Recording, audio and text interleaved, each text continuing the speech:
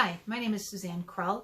I'm the Executive Director of Cuba Cultural Center. We're down here in the rural part of Allegheny and Cattaraugus counties in the southern tier, and today is April 20th, 2020. Cuba and the southern tier are a collection of very small, rural, predominantly white communities. Historically, this area has been very poor. I moved here in the winter of 1998, and in the 20 years that I've lived here, Allegheny County and Cattaraugus County, which is our neighbor to the west, have always been above average in things like food insecurity, especially among children, where almost a quarter of our children don't know where their next meal is going to come from. Most of our small businesses have either gone to really reduced hours or even closed altogether. I'm not sure how many of them will reopen once we get on the other side of that pandemic. We have a lot of low-wage folks who, have to work. They'll lose their jobs if they don't go to work. So for them, the choice to stay home and follow the protocols and practices for social distancing that we really all need to follow are really not options. They work 1 or 2 or 3 part-time jobs. And for those folks, if their businesses close or go to reduced hours, they are out of work. So the food security programming that we are running at the center that I manage, it has seen a huge spike. And so we have gotten these calls from people who have lost work or thought they had enough or their local pantry closed. And so it really highlights that more of us are poor or low wealth than we thought.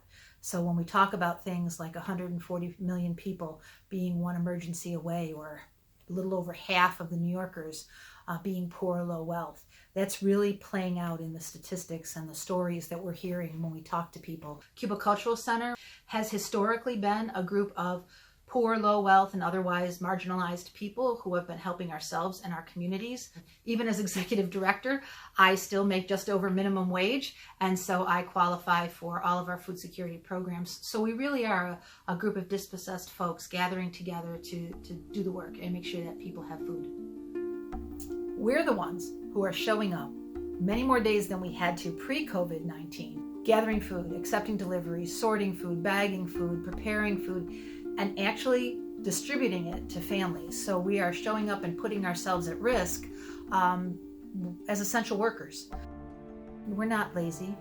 We're not looking for handouts. We are hardworking, dedicated, committed, and creative people who are doing the work that a lot of people, other people, would not do pre-COVID and aren't doing now. When the pandemic became visible at the beginning of March, we contacted our funders and asked them if we could just push food out because kids needed it now, not necessarily, we didn't know if they would need it in June or July, and they gave us the go-ahead. So we've been sending about 1,000 backpacks to each of those school systems every 2 weeks.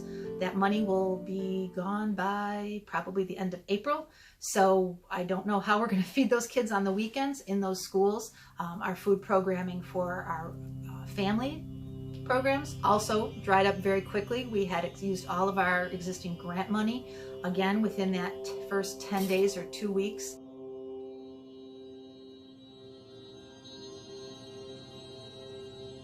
Some funding has come in, but it is probably only enough to get us through 60 days, maybe.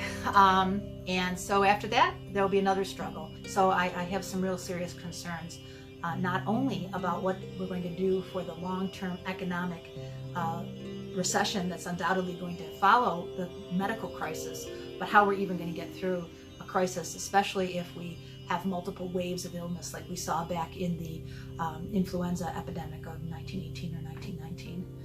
We have a lot of opportunities, again, in one-on-one conversations and in ongoing work as a supporting organization of the Poor People's Campaign to have conversations with people about how we are poor and low wealth, not because we have failings or shortcomings, but because the system is designed to keep us poor so that we don't gather together and demand the things we all need to thrive.